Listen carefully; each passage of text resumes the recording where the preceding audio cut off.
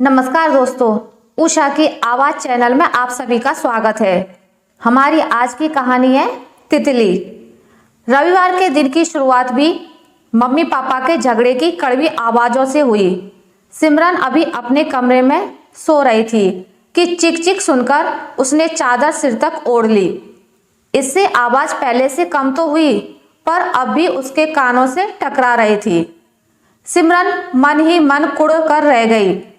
पास पड़े मोबाइल को टटोलकर उसमें ईयरफोन लगाकर उन्हें कानों में कसकर ठूंस लिया और आवाज को बहुत तेज कर दिया। 14 साल की सिमरन के लिए यह कोई नई बात नहीं थी।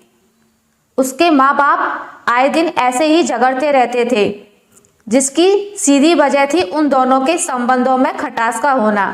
ऐसी खटास जो एक बार जिंदगी में आ जाए तो आपसी रिश्तों का खात्मा ही कर देती है।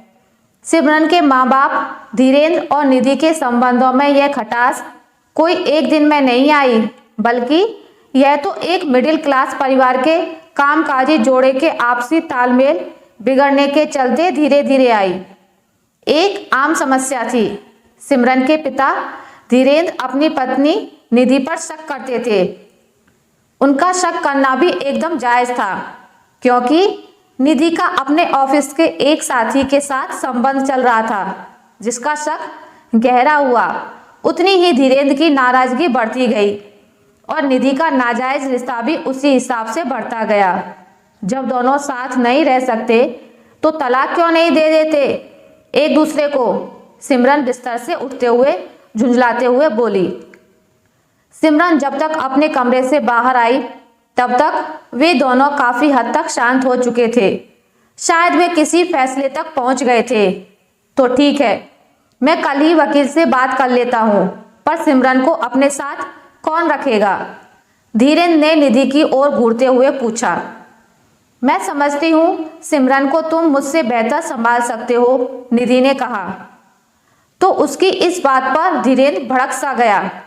हाँ, तुम तो सिमरन को मेरे पल्ले ही बांधना चाहती हो, ताकि तुम अपने उस ऑफिस वाले के साथ गुलछर्रे उड़ा सको और मैं एक जवान लड़की के चारों तरफ गार्ड बनकर घूमता रहूं। धीरेन्द्र की इस बात पर निधि ने भी तेवर दिखाते हुए कहा, मर्दों के समाज में क्या सारी जिम्मेदारी एक माँ की ही होती है? निधि ने गहरी सांस ली और कुछ देर रुककर बोली, हाँ, वैसे सिमरन कभी कभी मेरे पास भी आ सकती है। 1-2 दिन मेरे साथ रहेगी तो मुझे भी ऐतराज नहीं होगा। निधि ने मानो फैसला सुना दिया था। सिमरन कभी माँ की तरफ देख रही थी तो कभी पिता की तरफ। उससे कुछ कहते ना बना, पर वह इतना समझ गई थी कि उसका वजूद एक पेंडुलम से ज्यादा नहीं है, जो उन दोनों के बीच एक सिरे से दूसरे सिरे तक डोल रही है।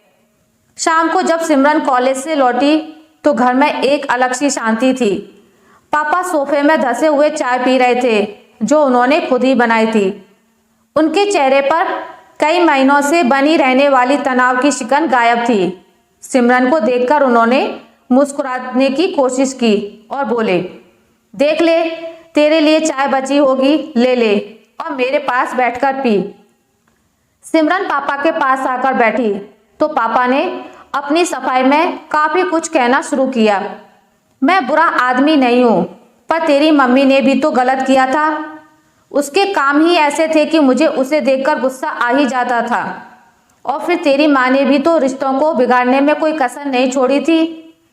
पापा की बातें सुनकर सिमरन से भी नहीं रहा गया और वह बोली, मैं नहीं जानती कि आप दोनों में से कौन सही है और कौन गलत है, पर इतना जरूर जानती हूँ कि शरीर में अगर नासूर हो जाए तो ऑपरेशन ही सही रास्ता और ठीक इलाज होता है। बाप बेटी ने कई दिनों के बाद आज खुलकर बात की थी। पापा की बातों में माँ के प्रति नफरत और गुस्सा ही छलक रहा था, जिसे सिमरन चुपचाप सुनती रही थी। अगले दिन ही सिमरन के मोबाइल पर माँ का फोन आया और उन्होंने सिमरन को अपना पता देते हुए शाम को उसे अपने फ्लैट पर आने को कहा, जिसे सिमरन ने खुशी खुशी मान भी लिया था। और शाम को माँ के पास जाने की सूचना भी उसने अपने पापा को दे दी, जिस पर पापा को भी कोई ऐतराज नहीं था। शाम को सिमरन माँ के दिए पते पर पहुंच गई। पता नहीं क्या सोचकर उसने लाल गुलाब का एक बुके खरीद लिया था और वह उनके दिए पते पर पहुंच गई। सिमरन ने डोरबेल बजाई। दरवाजा माँ ने ही खोला था। अब चौंकने की बारी सिमरन की थी। माँ गहरे लाल रंग की साड़ी में बहुत खूबसूरत लग रही थी। उनकी मांग में भरा हुआ सिंदूर और माथे पर बिंदी। सिमरन को याद नहीं कि उसने माँ को कब इतनी अच्छी तरह से श्रृंगार किए हुए देखा था। हमेशा सादा वेश में ही रहती थी और टोकने पर दलील देती थी, अरे हम कोई ब्राह्मण ठाकुर तो है नहीं जो हमेशा श्रृंगार ओढ़े रहें। हम पिछड़ी जाति वालों के लिए साधारण रहना ही अच्छा है। तो फिर आज माँ को ये क्या हो गया? बहरहाल सिमरन ने माँ को बुके दे दिया। माँ ने बड़े प्यार से कोने में रखी एक मेज पर उसे सजा दिया। अरे अंदर आने को नहीं कहोगी सिमरन से? माँ के पीछे से आवाज आई। सिमरन ने आवाज की दिशा में नजर उठाई तो देखा कि सफेद कुर्ता पाजामा पहने हुए एक आदमी खड़ा हुआ मुस्कुरा रहा था। सिमरन उसे पहचान गई। वह माँ के ऑफिस का साथी मदन था। माँ उसे पहले भी घर ला चुकी थी। माँ ने बहुत खुशी खुशी मदन से सिमरन का परिचय कराया, जिस पर सिमरन ने कहा, जानती हूँ माँ, पहले भी आप इनसे मुझको मिलवा चुकी हो, पर पहले जब मिलवाया था तब ये सिर्फ मेरे अच्छे दोस्त थे, लेकिन आज मेरे सब कुछ हैं। सिमरन मुस्कुराकर रह गई थी। सबने एक साथ खाना खाया। डाइनिंग टेबल पर भी माहौल सुखद ही था। माँ के चेहरे की चमक देखते ही बनती थी। सिमरन रात को माँ के साथ ही सो गई और सुबह वहीं से कॉलेज के लिए निकल गई। चलते समय माँ ने उसे 2000 रुपये देते हुए कहा, रख ले, घर जाकर पिज्ज़ा ऑर्डर कर देना। कल से लेकर आज तक माँ ने सिमरन के सामने एक आदर्श माँ होने के कई उदाहरण पेश किए थे, पर सिमरन को यह सब नहीं भा रहा था। फिलहाल तो वह अपनी जिंदगी खुलकर जीना चाहती थी।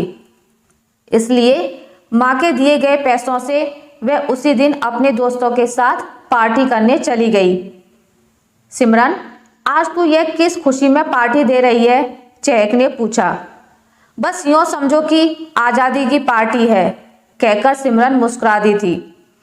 सच तो यह था कि माँ बाप के अलगाव के बाद सिमरन भी बहुत रिलैक्स महसूस कर रही थी। रोज रोज की टोका टोकी से अब उसे छुटकारा मिल चुका था और वह अपनी जिंदगी अपनी शर्तों पर जीना चाहती थी। इसलिए उसने अपने दोस्तों से अपनी एक इच्छा बताई, यार मैं एक डांस ग्रुप ज्वाइन करना चाहती हूँ ताकि मैं अपने जज्बातों को डांस द्वारा दुनिया के सामने पेश कर सकूं। इस पर उसके दोस्तों ने उसे कई और रास्ते बताए जिनसे वह अपने आप को दुनिया के सामने पेश कर सकती थी, जैसे ड्राइंग, सिंगिंग, मिट्टी के बर्तन बनाना। पर सिमरन तो मौज मस्ती के लिए डांस ग्रुप ज्वाइन करना चाहती थी, इसलिए उसे बाकी के ऑप्शन अच्छे नहीं लगे। सिमरन ने अपने शहर के डांस ग्रुप इंटरनेट पर खंगाले तो डिवाइन डांसर नामक एक डांस ग्रुप ठीक लगा, जिसमें 4 मेंबर लड़के थे और एक लड़की थी। सिमरन ने तुरंत ही वह ग्रुप ज्वाइन कर लिया और अगले दिन से ही डांस प्रैक्टिस के लिए जाने लगी। इस समय सिमरन से ज़्यादा खुश कोई नहीं था। वह तानाशाह हो चुकी थी, ना माँ बाप का डर और ना कोई टोकने वाला। वह जब चाहती घर जाती और अगर नहीं भी जाती तो भी कोई पूछने वाला नहीं था। उसके माँ बाप का तलाक क्या हुआ, सिमरन तो एक ऐसी चिड़िया हो गई जो कहीं भी उड़ान भरने के लिए आज़ाद थी। एक दिन सिमरन का फोन बज उठा। यह पापा का फोन था। सिमरन, तुम कई दिन से घर नहीं आई, क्या बात है, कहाँ हो तुम? पापा, मैं ठीक हूँ और डांस सीख रही हूँ। पर तुमने बताया नहीं कि तुम डांस सीख रही हो। जरूरी नहीं कि मैं आप लोगों को सब बातें बताऊं। आप लोग अपनी जिंदगी अपने ढंग से जी रहे हैं, इसलिए मैं भी अब अपने हिसाब से ही जीऊंगी। इतना कहकर सिमरन ने फोन काट दिया था, पर उसका मन एक अजीब सी खटास से भर गया था। डांस ग्रुप के सभी सदस्यों से सिमरन की अच्छी दोस्ती हो गई थी, पर पवन नाम के लड़के से उसकी कुछ ज़्यादा ही पटने लगी थी। पवन स्मार्ट था और पैसे वाला भी। वह सिमरन को गाड़ी में घुमाता और खिलाता पिलाता। उसकी संगत में सिमरन की भी सिक्योरिटी का एहसास होता था। एक दिन डांस क्लास में जब वे दोनों मिले तो पवन ने एक सुर्ख गुलाब सिमरन की ओर बढ़ा दिया और बोला, सिमरन, मैं तुमसे बहुत प्यार करता हूँ और तुमसे शादी करना चाहता हूँ। यह सुनकर ग्रुप के सभी लड़के लड़कियां तालियां बजाने लगे। सिमरन ने भी मुस्कुराकर पवन के हाथ से गुलाब ले लिया और कुछ सोचने के बाद बोली, लेकिन मैं शादी जैसी किसी बेहुदा चीज के बंधन में नहीं बंधना चाहती।